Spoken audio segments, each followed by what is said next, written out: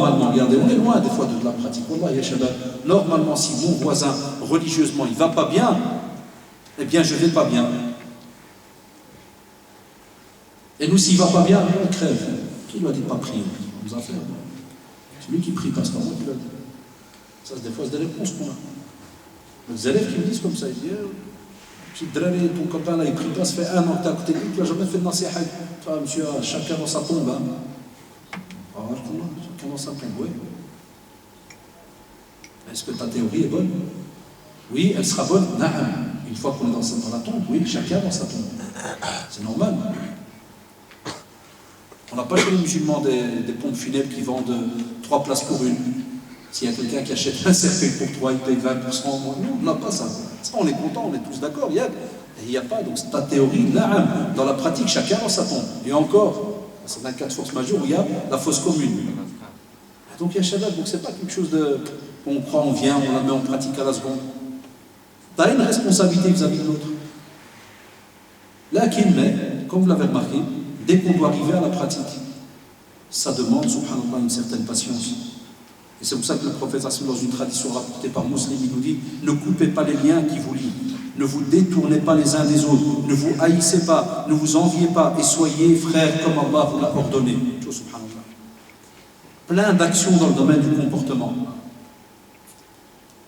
Et pourquoi il commence d'abord par les liens, subhanallah? Parce que si le lien est fait, automatiquement, tout ce qui vient après, tu ne vas pas le faire. Tu ne vas pas te détourner de ton ami, tu ne vas pas commencer à le haïr, et ainsi de suite. Parce que le lien reste, et quand un lien est là, ça dit qu'il y a communication, il y a sincérité, il y a cette envie de changer. Mais il faut garder le lien. Parce que s'il n'y a pas le lien, d'office, tu vas haïr l'autre. Parce que de loin, tu ne vas regarder que le côté mauvais. Alors que chacun d'entre nous, on a du bien en nous. Même chez le non-musulman, wallah, il y a du bien en lui. La preuve, c'est qu'après, il est devenu musulman, subhanallah. Il y a du bien. Il a seulement fallu, Allah subhanahu wa ta'ala, avec la volonté d'Allah subhanahu wa ta'ala, que soit on sensibilise d'être le bien qu'il y a quelque part chez lui, parce qu'à la base, et la preuve, il y a Shabbat, il y a les jeunes. Pour ça, dans les conflits, je dis toujours à nos jeunes, pourquoi autant de haine, autant de problèmes là? Puisque le prophète m'a dit, Yuladu waladu ala al-fitrati. Ça, c'est une parole donnée par Allah subhanahu wa ta'ala. L'enfant, wallahi, à la naissance, il est né, mais pur, rattaché à la fitra. C'est les parents, après, ils donnent un chemin. Juifs, chrétiens, basdéens, zoroastriens, tout subhanallah. Mais à la base, il y a un bien dans la personne. C'est seulement nous qui devons, au fur et à mesure qu'on grandisse, eh bien, on doit apprendre à des moyens pour comprendre l'autre, pour l'attirer, discuter, ceci, cela. Et c'est pour ça que vous comprenez l'exemple que j'ai donné dans l'introduction par rapport à Ramadan. Beaucoup de journaux télévisés ont fait cette remarque en disant, regardez, c'est leur fête annuelle, mais ils ne sont pas d'accord. C'est une zerda pour une certaine presse, certains médias, c'est une zerda pour eux. Ils ne sont pas d'accord. Alors que même autant des compagnons d'Allah Ali, mais hadith il est connu avec Abdullah ibn Abbas. On a aussi Al-Abbas, on a Muawiyah qui vient, qui dit, je reviens de tel endroit, il jeûne. Et corrigez-moi, je crois que c'est Ibn Abbas ou Abdullah ibn Abbas. Ça dit Al-Abbas ou bien Abdullah ibn Abbas. Dans le hadith où il lui a répondu, il lui a dit, et nous ici on n'a pas vu. Qui se rappelle? C'est bien Abdullah. Donc Abdullah ibn Abbas, il dit alors à Muawiyah et nous, on n'a pas vu la lune. On ne l'a pas vu. Le croissant de lune, on ne l'a pas vu. Le fait qu'on ne l'a pas vu, est-ce que ça a engendré à ce moment-là, à la seconde, une dispute, une guerre entre eux? Là. On allait discuter. Quand le prophète sallallahu alayhi wa sallam était vivant, on allait chez lui. Il y a une discorde, on allait chez lui. Comme il est connu dans la Sunna, comme il est connu dans le Coran, il y a une discorde, on va chez les plus âgés, les plus connaisseurs de la religion, spécialement quand c'est une discorde dans le domaine religieux. Mais est-ce qu'on a de nouveau ce respect? Vous voyez toute la théorie qu'on a sortie pendant plus d'1 heure, mais est-ce qu'on a ce respect vis-à-vis de nos savants, vis-à-vis de nos aînés, vis-à-vis là? Parce que le caractère est tordu. Parce que le caractère a été poncé d'une manière incroyable.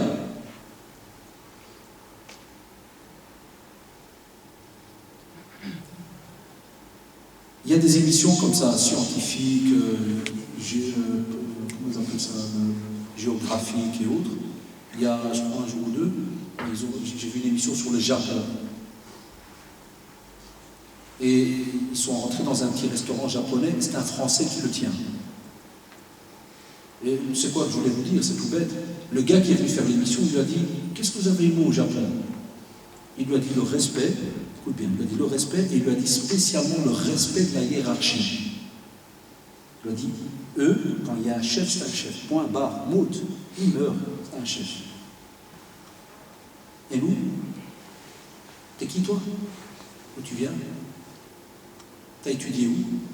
Il a toute la liste des universités et des noms. T'as étudié où? Ah, t'as étudié en Arabie? Ah, c'est bon, toi, tu peux parler.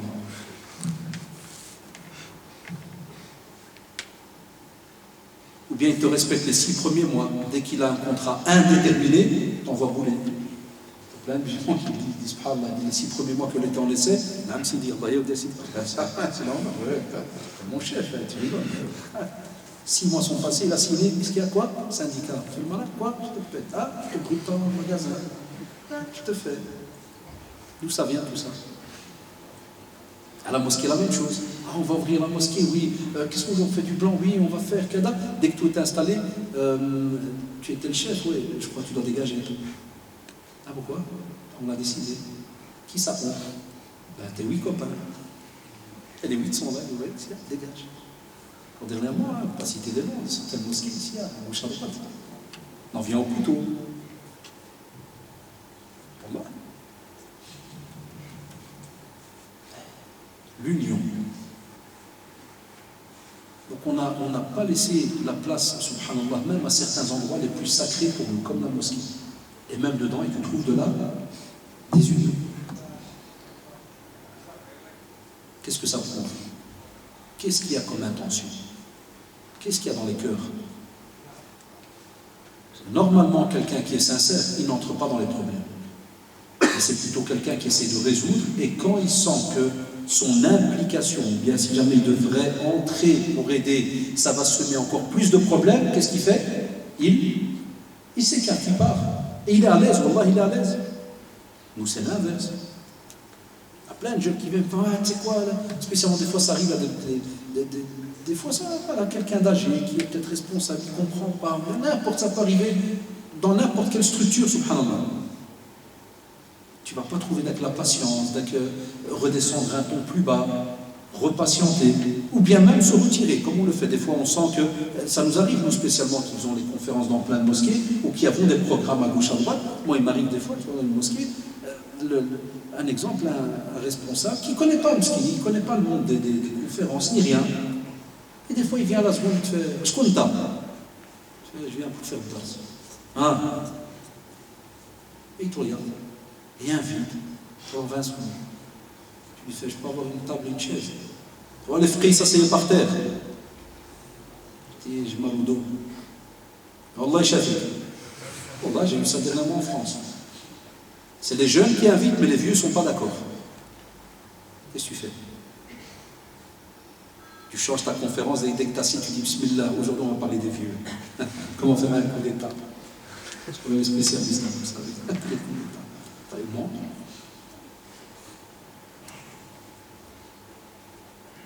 Pourquoi je vous dis ça? Parce qu'il y avait un jeune qui était là, Allah qui nous aime bien, tout, puis il m'a fait, comme ça il parlait en français, il me fait dis-moi oui, je vais te dire, dis-moi oui. Moi je m'occupe de lui, on va parler comme ça. C'est pas toi qui as le problème avec lui, t'inquiète, quand j'aurai besoin de toi à l'armée, on va te faire un derrière. Regardez ce problème.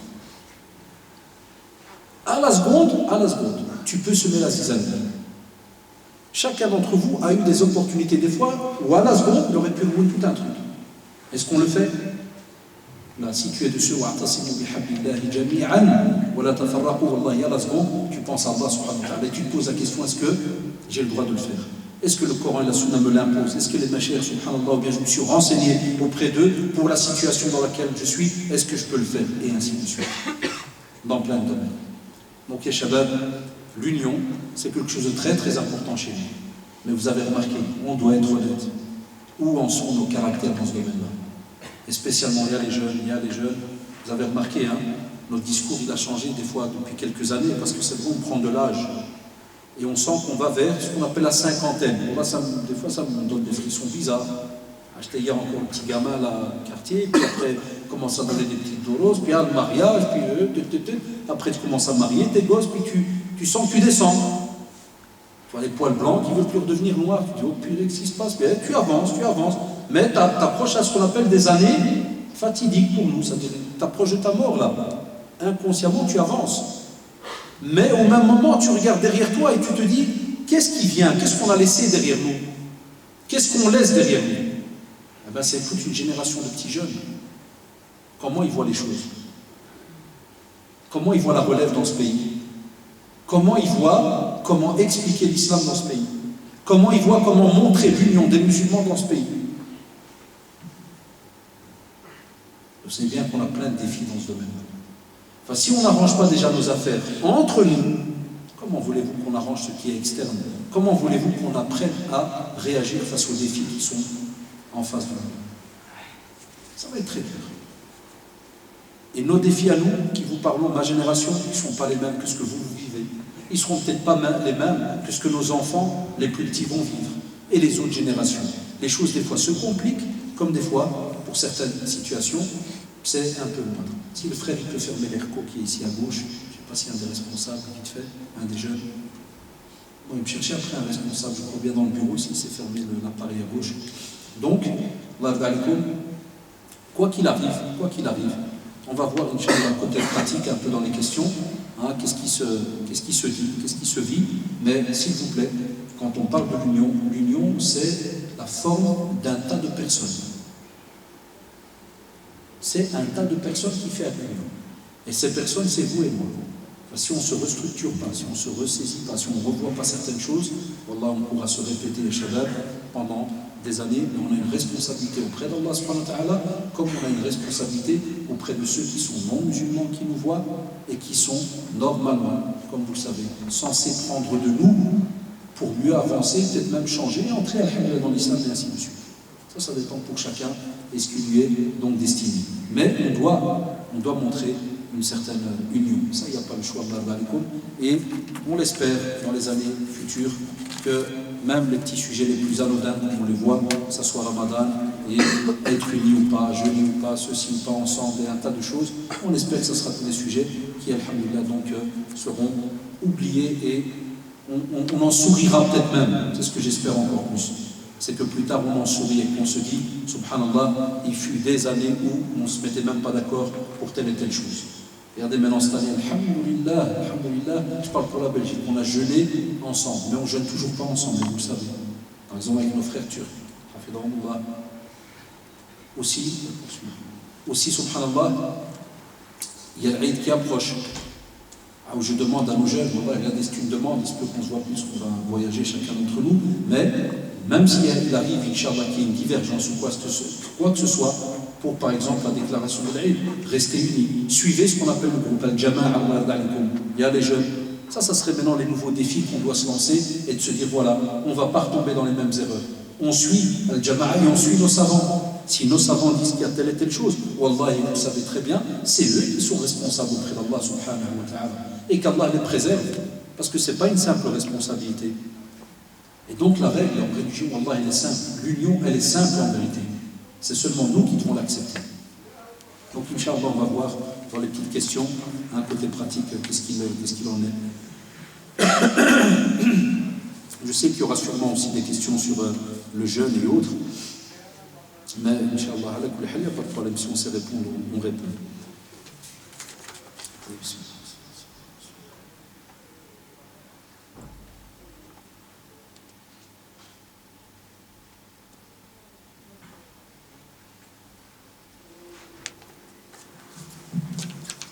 Des fois des choses privées, mais qu'en pensez-vous le fait que la France, certains ont jeûné hier, d'autres aujourd'hui, et est-ce normal? Normalement, on ne devrait pas tous jeûner le même jour, tout le monde entier. Même Arafat, par exemple, en Arabie Saoudite, c'est un jour, et dans d'autres pays, c'est le lendemain, par exemple, ou Bled ou autre, qu'Arafat est. Et Yashabab, Allah d'alikum, comme tout à l'heure j'ai donné comme ça très rapidement, sachez que normalement, Hatta Cheikh bin Baz, dans Majmou al-Fatawa, son grand recueil de Fatawa, il a dit que normalement, les pays sont en droit de fonctionner d'après la vision de la Lune, mais pour eux-mêmes. Sauf que ce n'est pas encore entré dans les mentalités. Pourquoi? Parce que de nouveau, soit certains, il faut être honnête, soit certains, dès qu'ils entendent Cher, Arabie, ceci, cela, ils ont une allergie à la seconde, même si c'est pas pourquoi, mais il a une allergie, il ne peut pas écouter. Il ne veut pas. Il y a des personnes comme ça, même des gens, soi-disant maqlés, qui ont un peu de jugeote. S'il y a une rencontre, tu dis, ouais, mais Cher Ben Bazadi, rahimahullah, tu fais quoi? Ou bien rien à voir, tu lui dis, Cher Ben Bazadi, tu fais quoi? Les savants, le pétrole? Non, je ne parle pas de pétrole. Je n'ai pas parlé de pétrochimie. J'ai dit Cher Ben Baz, c'est pas une marque de mazout, non? Je dis Cher, c'est pas une pompe d'essence. Vous avez déjà vu ça, certains jeunes, ils ont peut-être ça dans des discussions. Tu sors un nom de Cher, il te sort un pays. Tu te sors Kada, il te sort tel roi, tel cadre, tel ceci, tel cela. Les savants, eux-mêmes, ont dit, à l'étranger, Wallah, lorsqu'on leur rend visite, subhanallah, ils nous disent, on ne vous a jamais demandé de jeûner d'après nous. Mais pourquoi il dit ça? Il dit ça, c'est lorsque, dans certains pays, on n'arrive pas à s'unir pour le jeûne. À ce moment-là, on a ce qu'on appelle khtilaf al-matali. Il peut arriver que, dans un pays, on l'a vu, dans l'autre, on n'a pas. On est en droit, en tant que musulman, de décider pour le pays dans lequel on est, que si jamais on ne l'a pas vu, la preuve, c'est ce que les pays musulmans font. L'Égypte et tous les autres pays qui sont, spécialement, par exemple, l'Égypte est très réputée dans le domaine de la vision lunaire. Bon, cette année, il y a un peu de ruina. Alhamdulillah, qu'Allah subhanahu wa ta'ala les préserve et les aide dans ce qui se passe, mais c'est très réputé. Dans l'Égypte et le Maroc, parce qu'au Maroc, je crois qu'il y a plus de entre 100 et 300 endroits de vision. Classique, 300, mon frère Zorba il a le chiffre, 323 endroits où ils envoient des personnes pour suivre la vision lunaire. Et dans le monde des machaïrs, il y a à peu près 4-5 ans, à peu près, on avait un colloque avec les machaïrs d'Arabie, plus nos machaïrs d'ici, et des spécialistes astrophysiciens et l'autre. Ils l'ont dit. Ils ont dit, les spécialistes, les astrophysiciens, ils ont dit les pays à qui on accorde beaucoup d'importance, Maroc et Égypte, dans le domaine de la vision lunaire. Ça veut dire que quand ils le disent, ils les écoutent. Mais regardez, écoutez bien ce que disait le machaïr, même l'Arabie qui était présent au colloque où on était, ils ont dit que, est-ce qu'on vous a un jour forcé et dit, vous devez faire d'après nous? Non. Mais, écoutez-moi bien, la règle dans la sunna, c'est somo, les ru'yati, jeûner quand il est vu. Enfin, normalement, et aussi on doit rompre quand on voit donc à la fin, on arrête aussi Ramadan, quand on voit donc la naissance de la lune. Mais on te dit que ça, c'est la règle générale. C'est-à-dire s'il n'y avait pas de problème entre les gens, qu'il n'y ait pas de divergence ni quoi que ce soit, demain l'Arabie elle dit il y a, les musulmans ils jeûnent. Ou bien demain, ça aurait été par exemple l'Égypte qui l'aurait dit, les musulmans ils jeûnent. Mais on sait très bien que ce n'est pas le cas pour l'instant. Tellement de divergences et les gens sont habitués à rentrer dans différents problèmes. Des fois, ou de nouveau ça aussi, vous allez voir. Ça dépend de la maturité des gens. Par exemple, il s'est avéré qu'il y a quelques années, il y avait eu une erreur, par exemple en arabe. Il y a quelqu'un qui l'a vu, ça avait fait tout un boom. Regardez, subhanallah, on revient à ce qu'on a dit tout à l'heure pour l'union. Normalement, le musulman qui a une certaine éducation, il sait très bien que tout être humain commet une erreur. Ça, tout fils d'Adam commet une erreur. Et deuxièmement, on revient à la règle. Les savants ont dit, on prend cette vision, c'est-à-dire la lune est là. Alors nous, ceux qui sont en bas, qu'est-ce qu'on dit? On les suit. Là, de nouveau, qu'est-ce qui s'est passé? Certains, ceux, vous connaissez le blabla habituel, ceux qui ne pigent pas l'Arabie, qui ne la sentent même pas de loin, ils ont dit, on vous a dit que les savants se dévendus. Allez, on y va, on commence. Et la fête a commencé. Et chacun a commencé, celui-là qui crache, celui-là qui insulte, celui-là qui fait. Mais est-ce que c'est de la religion? Voilà, c'est la bête question que je pose. Est-ce que c'est de la religion? Non. Une erreur peut arriver, subhanallah. À l'heure où je vous parle, il y a des gens, wallahi, qui pensent que parce qu'on est cher, il n'y a pas d'erreur. La preuve, ils disent, mais c'est un cher. Et subhanallah. Ou bien tu dis, mais c'est l'Arabie. Qu'est-ce que tu crois? Parce qu'il y a le Kaaba, ça veut dire que le pays est infaillible. Allahu Akbar, d'où tu apportes cette théorie? Donc, parce qu'il y a une erreur, il y a une erreur. Et après, c'est eux qui sont responsables devant Allah subhanahu wa ta'ala. Est-ce que toi, Billah, tu vas rentrer en enfer? Wallah, c'est une question basique que je pose, qui est toute bête, mais vraiment, qui n'a aucun... Allez, est-ce que tu vas entrer en enfer? Répondez, oui ou non? Là. Pourquoi ce stress? Pourquoi ce cassage, ces insultes, tout le reste? Deuxième étape, ils ont dit que comme il y a toutes ces divergences et autres, vous avez le droit de faire d'après votre vision lunaire. Comme il se passe par exemple au Maroc. Le Maroc décide d'après sa vision. C'est connu depuis le temps des temps. C'est connu. Après, quand il y a d'autres petits dossiers plus bas, ça veut dire que quand tu dis pourquoi pas Arafat, pourquoi pas ceci, pourquoi pas cela, ça, moi, je ne peux pas te répondre. Je ne suis pas dans le ministère des Affaires religieuses ou ceci ou cela pour savoir la théorie et comment ça fonctionne ou pas. Ça, Allah Ta'ala A'lam. Essayez de trouver plus compétent que moi. D'accord? Enfin, subhanallah, quoi qu'il y ait, tu as trouvé une réponse, mais ce qui fait plaisir, c'est que tu restes zen. Ni t'insultes, ni tu casses, ni... C'est ça l'éducation qu'on voudrait voir. Et troisième cas, c'est que dans le même pays, on diverge. Comme il y a eu en France, par exemple, Staline. Et là, je vous ai dit, deux avis. Soit on n'a pas de réponse et ça reste dans le nuage, et à ce moment-là, c'est les responsables qui ont déclaré, c'est eux qui sont responsables devant Allah subhanahu wa ta'ala. Soit, comme il s'est passé, un tas de gros comités, mais des gros comités de responsables de mosquées, d'imams et autres, comme j'ai reçu des messages de certains prédicateurs qui m'ont dit, voilà, on a eu des gros comités d'imams qui se sont rassemblés. Eux, alors de nouveau, qu'est-ce qu'ils ont dit? On va le faire mercredi, mais écoutez bien, pour notre région, par exemple. Ils n'ont pas voulu prendre la responsabilité. De nouveau, Wallah, ya shabab, vous la retournez comme vous voulez. Tu reviens toi en tant que musulman, qui est à la base. Qu'est-ce que tu fais? Tu suis alors ta région.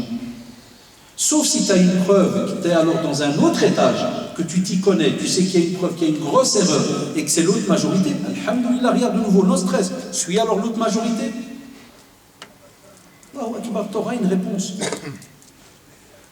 Sans insulter, sans rabaisser, sans attaquer les savants, ni pays, ni rien. Un exemple, hier, ceux qui ont vu un peu les messages sur Facebook, je donne un bête exemple. Ceux qui connaissent un peu la politique en France et autres. Par exemple, le CFCM, vous savez, c'est qui le président? C'est le frère algérien qui s'appelle Dalil Boubaker, président de la mosquée de Paris. Hier, des frères sur Internet, même des sœurs l'appelaient comment? David Boubaker.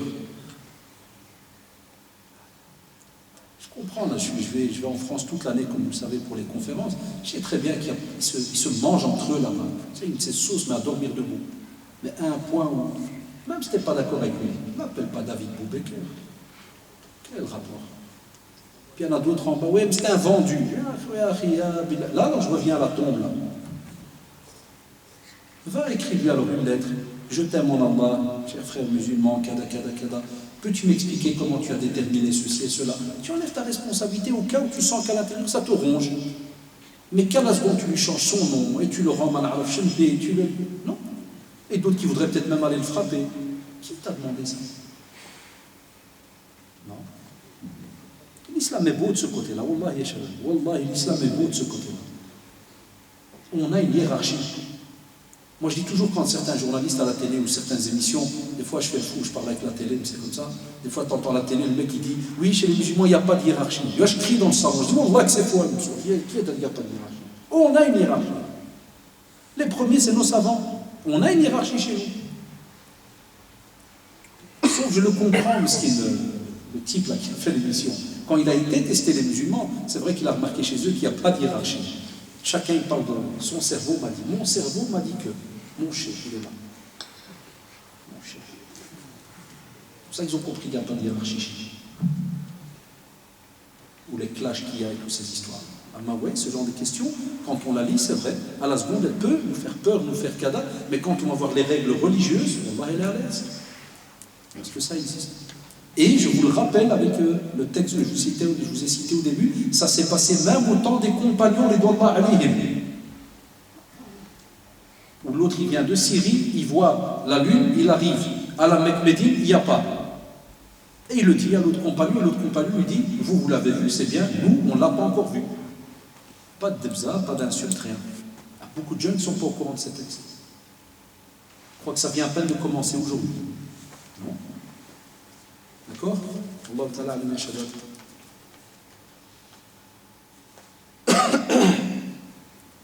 La femme qui allaite, donc la femme qui allaite, si jamais son lait diminue, est-ce qu'elle a le droit de manger? Les savants ont parlé de la femme qui allaite, elle a le droit de rompre le jeûne, parce qu'elle est obligée de boire beaucoup d'eau pour avoir une montée laiteuse. Donc elle a le droit. Et après, donc, elle remet ses jours, Inch'Allah. D'accord? Donc pour l'allaitement, c'est connu. L'allaitement et la femme enceinte. Et la femme enceinte, on a toujours dit demander un avis au médecin. Et pour la femme enceinte, je vous l'avais expliqué, je crois, il y a quelques semaines, pas vous étonner, même dans les fatawa, on a aussi deux grands avis.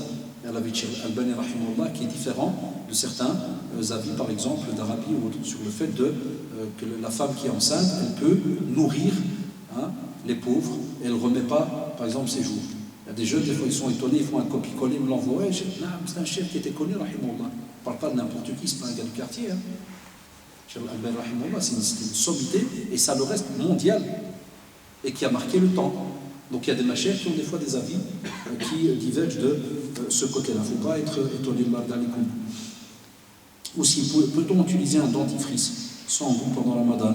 Sachez que Mardalikum, goût ou pas goût, déjà, il faut faire attention quand vous avalez.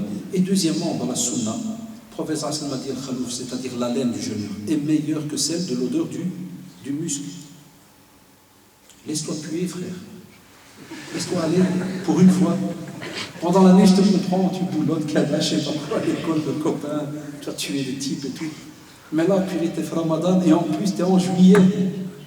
La plupart des jeunes, ils ne travaillent pas. S'ils ont un job étudiant, drap siwak, mon frère. Siwak. Sauf si vraiment tu travailles un de ces boulots, t'es face à face comme ça. Laisse-toi aller, machallah. La laine, wallahi, du jeûneur est meilleure que l'odeur du muscle auprès d'Allah subhanahu wa ta'ala. C'est le meilleur. Pas que purée, tu pues, oublie. Ah, wallahi, c'est important. Mais on vous dit, faites attention quand vous lavez, vous savez très bien que des fois il peut arriver que vous avalez là, tu as fait de provoquer cela, faites attention. C'est la même chose comme lorsque certains demandent est-ce que je peux aller à la piscine. Des fois la piscine spécialement pour les frérots, ils vont bien à la mer. On leur dit, il n'y a rien qui va te l'interdire d'aller te rafraîchir, même les douches en journée. On ne va pas te l'interdire, mais on va te dire attention, tu vas vers une action où tu sais que c'est dangereux, où tu risques de boire. Donc c'est toi qui l'as cherché à ce moment-là. Donc à ce moment-là, par exemple, des fois il y a des jeunes qui partent demain ou après-demain au bled, ils m'envoyaient des mails en me disant ouais, s'il vous plaît, est-ce qu'il y a moyen de parler de la plage? Ouais, tu peux aller à la plage, si jamais tu veux aller une petite heure pour. Il y a d'autres jeunes qui te lâchent. Non, mon frère, c'est Ramadan, il n'y a pas de plage. Qui t'a dit ça?